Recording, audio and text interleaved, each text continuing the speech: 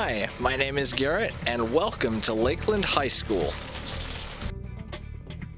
Welcome to Lakeland High School, home of the Lakeland Lakers. Lakeland High School was formed when a small number of neighboring high school districts consolidated to form the Lakeland School Corporation in 1961. Since 1961, Lakeland High School's numbers have slowly and steadily increased to the point of averaging around 700 students annually enrolled in the building. As part of Lakeland School Corporation, Lakeland High School's leadership structure is typical of that of any other school. The School Board of Trustees determines policy and procedure for the buildings with the input of the CEO of schools, the superintendent. The superintendent oversees the individual building principals and vice principals. The principals oversee all the certified and classified staff for each building. The culture of Lakeland High School places students as a priority, and all decisions and changes made are done with the purpose of benefiting students.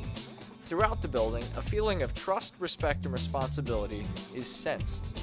An unstated aspect of culture in the organization is that disagreements and questions should be anticipated, but unity amongst staff is vital.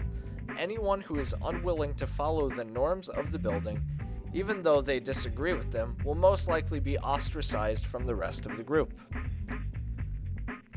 Over the past 5 years, Lakeland High School went through a fundamental change in the way that teachers go about teaching students.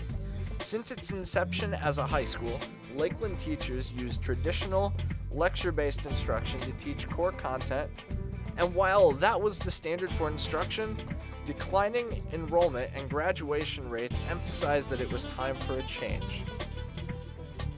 Leading up to the change process, the school board and the superintendent researched many different options for how to improve graduation and performance rates, and with input from the teachers, it was decided that Lakeland High School would become the largest project-based learning concentrated school in Northeast Indiana.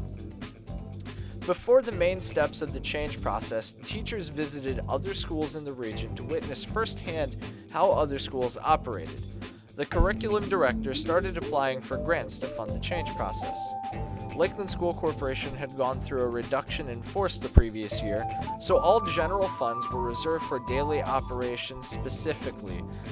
The grants would allow Lakeland to continue the process without having to spend any more money than necessary.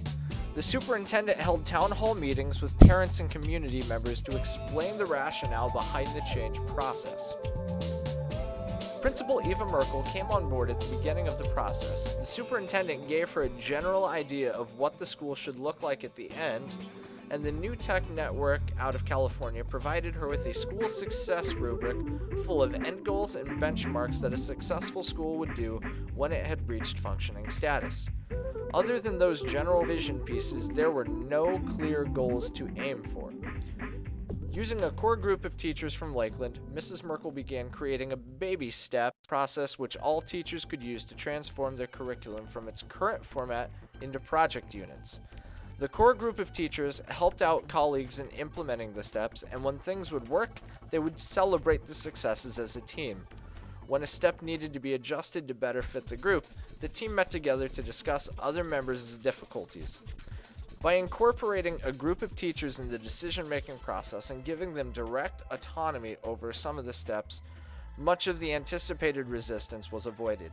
The only key resistance from within the organization, which Hitton, Miller, and Colella identify as lack of understanding and low tolerance for change, was what happened.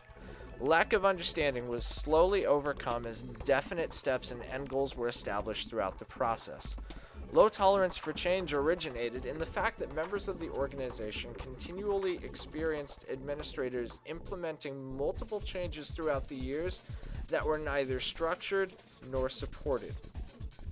The only way to overcome that resistance was to be doing things which Anderson recommends, such as holding periodic team meetings, group sensing meetings, and giving periodic performance review as it relates to the change process. The largest source of resistance actually originated outside of Lakeland High School. While Superintendent Herber held town hall meetings and gave stakeholders and community members the chance to ask questions, and while information was published in multiple newspapers, The people who needed to hear the messages most and actually receive the explanations were the ones who did not get it. These people became the most vocal opponents of the change process at Lakeland, and they frequently provided incorrect information to other members of the community. While data numbers from the school eventually demonstrated that their conceptions were wrong, the short-term negativity almost damaged the long-term goal of the organization. Pieces of the change process were effective, and they're occurring in the way that Principal Merkel implemented them were the keys to the overall success. Giving the teachers a voice in the process and letting them evaluate the steps and whether or not they worked gave them the chance to adapt the process to best suit their own individual needs. And having a school coach from the New Tech Network as a resource to guide teachers was also an effective part of the process. The biggest complaint about the change process was the lack of specificity and requirements for the vision.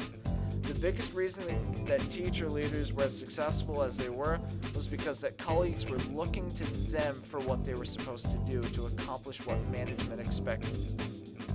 Anxieties which arose because of unsure members in the organization did just as much to potentially undermine the change effort as the misinformed community members, however. The administration may have done the best with the pieces they were given, but from the very top, if a fully scripted change process had been implemented with input from the teachers as to how to incorporate the changes they needed, versus giving vague end goals, things might have developed more smoothly. That said, Lakeland High School is an organization which always keeps students as its number one priority. Throughout the change process, teachers always cycle back to the question, how are students going to be better because of this?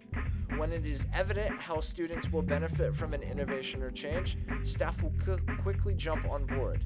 The only time they will hesitate to jump in full steam is when they are unsure about how to make specific changes. Thank you for your time in listening to this multimedia presentation.